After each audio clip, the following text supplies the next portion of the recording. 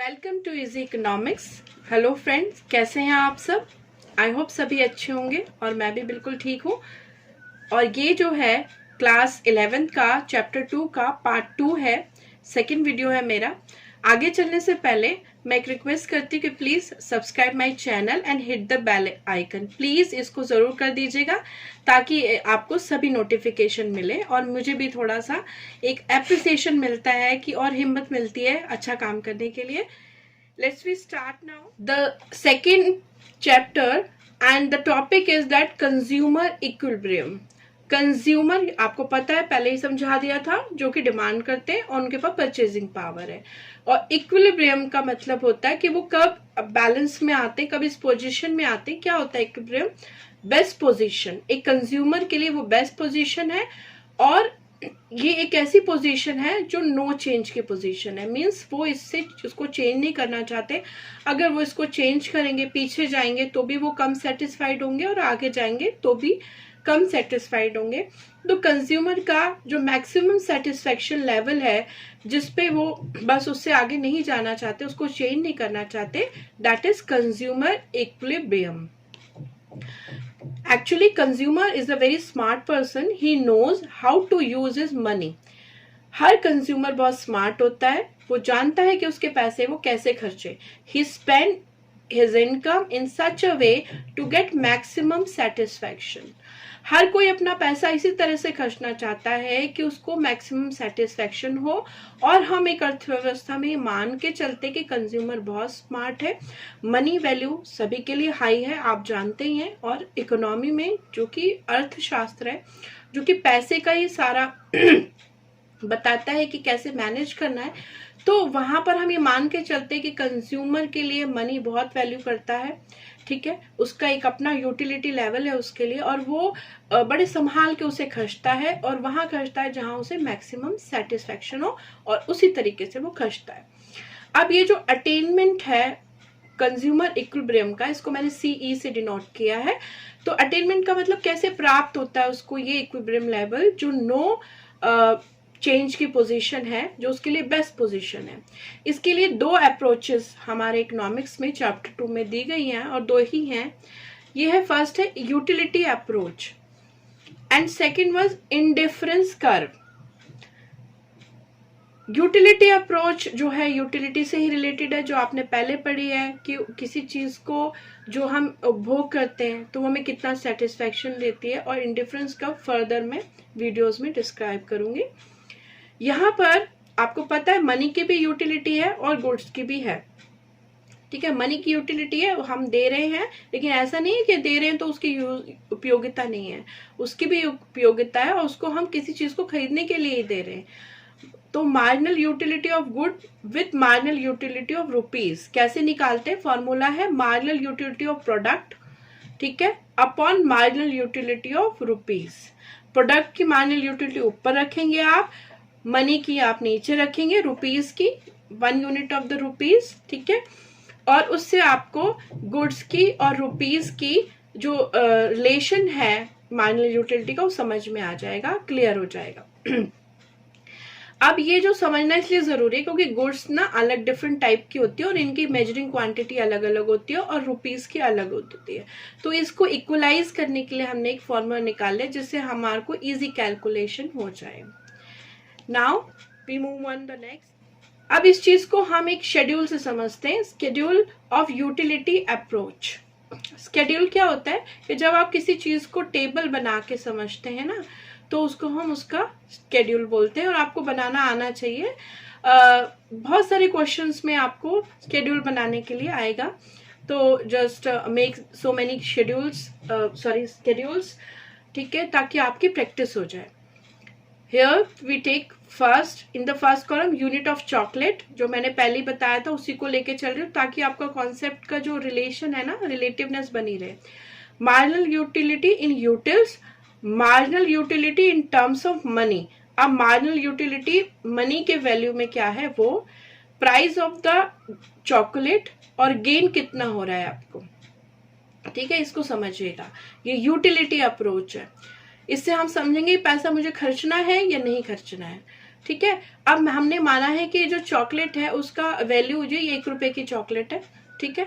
अब आप समझिए कि जब मैंने एक भी चॉकलेट नहीं खरीदी तो मुझे बिल्कुल भी मार्जिनल सेटिस्फेक्शन नहीं मिला, और मुझे कोई marginal utility in terms of money भी मुझे कुछ खरीदना ही नहीं पड़ा, तो कुछ करना ही नहीं पड़ा, तो कोई गेन भी नहीं है, लॉस भी नहीं है।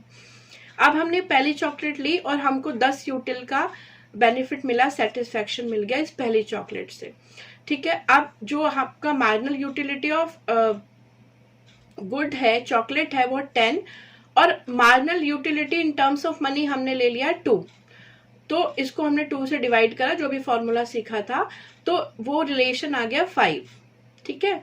तो यानी कि आपको चॉकलेट खाने से सेटिस्फेक्शन मिल रहा है 10 का, और ये जो आपने इन टर्म्स ऑफ मनी, आपको अगर इसको हम मनी में कन्वर्ट करें इस मार्जिनल यूटिलिटी को, तो वो आता है 5, क्योंकि मनी जो आप खर्च रहे हो वो भी तो आप त्याग कर रहे हो ना, तो आपको एक्चुअल में जो यूटिलिटी है वो 5 है, और आप पैसा कितना पे कर रहे हो, 1 रुपीज।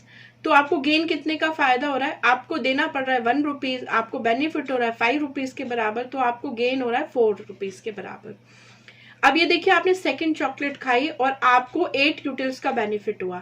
अब 8 यूटिल जो marginal utility of good second goods है, और इसको 2 से डिवाइड करके आपको इन टर्म्स ऑफ मनी आपको कितना बेनिफिट हो रहा है, 4, ठीक है। अब 4 आपको बेनिफिट हो रहा है और आप खर्च रहे हैं 1 रुपया, तो यानी कि आपको गेन हो रहा है 3 रुपीज का। अब थर्ड जॉब आपने खर्ची तो आपको 5 यूटिल्स का बेनिफिट हुआ, और 5 डिवाइडेड बाय 2 यानी 2.5 आ गया आपका इन टर्म्स ऑफ मनी। यानी आपने 1 रुपीज खर्चा और सेटिस्फेक्शन मिला 2.5 रुपीज के बराबर, यानी अब भी 1.5 रुपीज का गेन है आपको। जब आपने 4th चॉकलेट ली तो आपको 2 यूटिल्स का मिला, बिकॉज आप सेटिस्फाइड होते जा रहे हो ना, आप चॉकलेट कंटिन्यू खा रहे रिपीटेडली, तो आपका सेटिस्फेक्शन लेवल बढ़ रहा है, पैसा आपको उतना ही देना पड़ रहा है, सेटिस्फेक्शन भले आपका कम हो रहा है लेकिन मनी वैल्यू तो उतनी पे करनी पड़ रही है। अब 2 डिवाइडेड बाय 2, तो यहाँ पर आपका इन टर्म्स ऑफ मनी अगर देखें मार्जिनल यूटिलिटी, तो वो 1 ही आई है, आपने 1 पे करा और 1 आपको मिला भी है सेटिस्फेक्शन, तो यानी कि अब आपको गेन 0 हुआ, आपको नुकसान नहीं हुआ पर गेन भी 0 हुआ। अब इसके बाद अगर क्या आप चाहेंगे खर्चना, नहीं, अब आपको तो कोई गेन ही नहीं ना, इसके बाद तो आपका नेगेटिव हो जाएगा। तो यहां से आप समझ गए कि जब तक आप पैसा खर्च रहे हैं और उससे ज्यादा सेटिस्फेक्शन मिल रहा है आपको इन टर्म्स ऑफ मनी, तो you are ready to pay, you are ready to purchase the next things. But जैसे ही आपको लगा कि भाई मैंने तो अपनी मनी वैल्यू के बराबर सेटिस्फेक्शन ले लिया, और अब सेटिस्फेक्शन पे करने पर मुझे मेरी मनी वैल्यू ज्यादा है और सेटिस्फेक्शन उतना नहीं है, तो need not to pay, need not to purchase another good, another unit of the goods. तो इससे आपको एक कंज्यूमर का एक इक्विब्रियम लेवल पता चल गया कि वो यहाँ पर है, 4th यूनिट पे आपका इक्विब्रियम लेवल आ गया। अब यहाँ से आपको चेंज नहीं होना है, मतलब कंज्यूमर को चेंज नहीं होना है, ठीक है। अब some of the formulas are there जो आपको समझने बहुत जरूरी है, बिकॉज आप कॉन्सेप्ट लेवल पे चीजों को समझ लेते हैं, पर एक क्विक कैलकुलेशन के लिए फॉर्मूलाज आर वेरी यूजफुल, तो प्लीज उनको भी आप जरूर ध्यान दें। Consumer equilibrium in different commodity. अब कंज्यूमर का इक्विलिब्रियम अलग अलग कमोडिटी के लिए, when there is one commodity, अगर एक ही कमोडिटी है तो आपको उसकी मार्जिनल यूटिलिटी को देखना है, ठीक है, इन टर्म्स ऑफ मनी, और अगर वो मनी के बराबर हो गया जो आप पे कर रहे हो, और इन टर्म्स ऑफ मनी उसके सेटिस्फेक्शन भी उसी के बराबर आ गया, कंज्यूमर इक्विलिब्रियम आपको मिल गया, अब आप आगे नहीं पे करोगे, और ये आपका बेस्ट पोजीशन हो गया। व्हेन देयर इज 2 कमोडिटी, आप 2 चीजें भी तो यूज कर सकते हो, आपके पास सिर्फ इतना ही पैसा थोड़ी होगा कि आपने एक ही चीज खरीदनी है, आप बहुत सारी भी यूज कर सकते हो, पर ये मैं 2 लेवल पे समझा रही हूँ, ठीक है। Marginal utility of good 1, like मैं इसे एक्स गुड मान लेती हूँ, marginal utility of good x, ठीक है, और प्राइस ऑफ एक्स, और मार्जिनल यूटिलिटी ऑफ वाई और प्राइस ऑफ वाई। जब ये दोनों का कमोडिटी का satisfaction level in terms of money अगर इक्वल है, तो हम इन दोनों पे पैसा खर्चेंगे, ठीक है, और ये हमारा कंज्यूमर इक्विलिब्रियम हो गया, तो हम दोनों पे खर्चेंगे पैसा, ठीक है। लेकिन अगर एक्स गुड का marginal utility in terms of money ज्यादा है वाई से, आप देख रहे हैं ग्रेटर देन का साइन है, तो ये इसका मार्जिनल यूटिलिटी लेवल जो satisfaction level in terms of money ज्यादा है, तो जिसका सेटिस्फेक्शन लेवल अगर मनी के टर्म में ज्यादा है तो पैसा भी कीमती है, तो consumer wants to transfer some expenditure from Y to X, क्योंकि उसको एक्स में ज्यादा सेटिस्फेक्शन मिल रहा है तो इधर से वो पैसे लगा के किस पे लगाएगा, इस वाली गुड्स पे। लाइक अगर मुझे ये चुनना पड़ जाए, मुझे कॉफी पीनी है, मुझे चाय पीनी है, और मेरा जो इन टर्म्स ऑफ मनी यूटिलिटी चाय की ज्यादा है, तो मैं कॉफी से उठा के चाय पे लगा दूंगी पैसा, ठीक है। नेक्स्ट जो है मार्जिनल यूटिलिटी ऑफ एक्स, जो है एक गुड, जो एक्स गुड है उसका in terms of money marginal utility less है, कम है वाई से, तो क्या होगा, consumer wants to transfer some expenditure from Y to X. अब इसका यूटिलिटी लेवल बढ़ गया तो यहां से पैसा इस पे लगा दिया जाएगा, ठीक है। अब आपको समझ में आया, लेकिन एक चीज समझने की ये है कि भाई ये होता क्यों है, किसी चीज का यूटिलिटी लेवल बढ़ क्यों जाता है। अब यहाँ पर सारी अहमियत आपकी डिमांड की भी है, उसकी इंटेंसिटी की भी है, लेकिन पैसे की भी वैल्यू है। When price rise of x, अगर एक्स गुड का प्राइस राइज होता है, अगर वो महंगी मिल रही है तो उसका यूटिलिटी लेवल घट जाता है। वाई गुड वैसी की वैसी है और एक्स का प्राइस बढ़ गया तो automatically marginal utility in terms of money Y का बढ़ गया है, मार्जिनल यूटिलिटी। और when price rise of Y, अगर वाई का प्राइस राइज हो गया तो इसका मतलब marginal utility of X good in terms of money हमारा बढ़ गया, अब हम पैसा इस पे खर्चेंगे, ठीक है। तो ये फॉर्मूलाज हैं, ये कंडीशंस हैं, किस कंडीशन में आपको कैसे रिएक्ट करना है और कंज्यूमर कैसे रिएक्ट करता है, और क्यों होता है ये, क्योंकि प्राइस फ्लक्चुएट करता है तो यूटिलिटी लेवल चेंज हो जाता है और हमारा पैसा हमारे लिए बहुत कीमती है, हम सोच समझ के ही पैसा खर्चेंगे। अब ये जो सेकंड है, ये जो आपने देखी यूटिलिटी अप्रोच, ठीक है। अब ये आपका सेकंड ऑप्शन है, यानी कंज्यूमर इक्विलिब्रियम के लिए दो अप्रोचेस थी, एक आपने समझ ली कैसे करना है हमें, वो कंज्यूमर इक्विलिब्रियम कैसे प्राप्त होता है। और अब है indifference curve approach. Indifference curve approach देने वाले थे जे.आर. हिक्स, ये एक नोबेल प्राइज विनर है, इन्होंने इंडिफरेंस कर्व कॉन्सेप्ट दिया है। कुछ चीजें जो इन्होंने इसके बारे में कही वो ये है कि although utility can not be measured, can मतलब यूटिलिटी मेजर नहीं कर सकते, इट्स अ फीलिंग। आप इसे 4 यूटिल 5 यूटिल जो मैंने आपको सिखाया वो मार्शल का तरीका था, तो उन्होंने इसको कहा कि ऐसे तो ठीक नहीं है 5 यूटिल 4 यूटिल करके, यूटिलिटी इज कंपेरेबल। यूटिलिटी आप तुलना कर सकते हैं कि इस चीज से मुझे ज्यादा सेटिस्फेक्शन मिल रहा है, इस चीज से कम। आप जो है उसे क्वांटिटी में नहीं लिख सकते, ये रैंकेबल है, it's comparable and rankable, like first rank second rank. अब आपको अगर पूछा जाए कि किसने कहा कि यूटिलिटी जो है कंपेरेबल है और रैंकेबल है, तो वो कहा है जे.आर. हिक्स जी ने, ठीक है। और ये फर्स्ट रैंक सेकेंड रैंक दिया उन्होंने, ठीक है।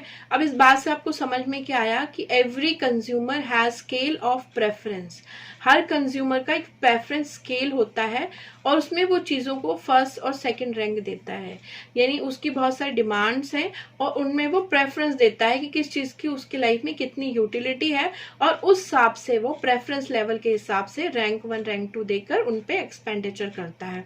और फिर वो ये भी देखता है कि मैं इसके लिए कितना पे कर रहा हूं, अगर मुझे उतना सेटिस्फेक्शन मिल रहा है तो ही विल पे, अदरवाइज वो क्या करेगा कि उसमें थोड़ा सा कंजम्पशन कम कर देगा। तो मनी की यूटिलिटी अप्रोच में भी थी और इंडिफरेंस कर्व अप्रोच में भी है। अब इंडिफरेंस कर्व जो है एक आप अपने आप में भी थोड़ा बड़ा टॉपिक है, मैंने थोड़ा सा आपको डिस्क्राइब कर दिया, एक बार रिवीजन मैं आपको जब नेक्स्ट वीडियो लूंगी तो भी दे दूंगी, ठीक है। Now I am ending my video, thanks for watching, have a good day.